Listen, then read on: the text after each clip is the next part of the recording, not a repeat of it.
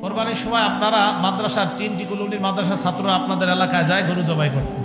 সেখানে যাওয়ার পর আপনারা কি করেন, একটা লিস্ট ধরায় দেন, হুজুর এই 7 নামে কোরবানি হবে। 7 নামে কোরবানি মানে হুজুর 7 নামে কোরবানি তো করেন, মান নামে, বাপের নামে, মুহাম্মদ সাল্লাল্লাহু আলাইহি সাল্লাম নামে, আমার নামে, বিবির নামে, পোলার নামে, মেয়ের নামে।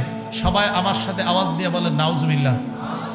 না, আজকে থেকে শব্দ পাল্টান, আমার সাথে বলেন, বলেন বাবার পক্ষ থেকে।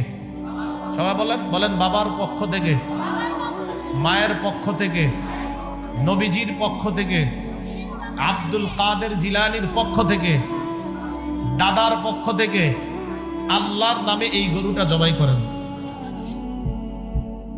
তাহলে বাবার নামে হবে না পক্ষ থেকে? 7 নামে গরু জবাই করেন, আর লিখবেন না, এখন থেকে লিখবেন এই 7 জনের পক্ষ থেকে আল্লাহর নামে গরুটা জবাই করেন।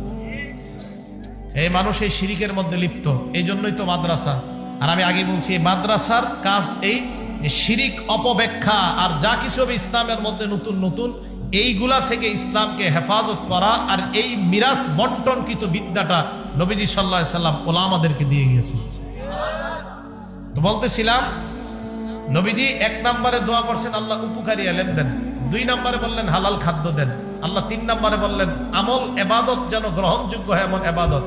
ভাইও কথাটা বুঝবেন, নবী 1 নম্বরে উপকারী এলেম কেন চাইলেন? এলেম ছাড়া আমল পরিশুদ্ধ হওয়ার সম্ভাবনা কম। 2 নম্বরে বললেন হালাল খাদ্য ছাড়া আমল কবুল হওয়ার সম্ভাবনা নাই। এই জন্য নবী আগে বললেন উপকারী এলেম, আগে বললেন হালাল খাদ্য, পরে বললেন আমল।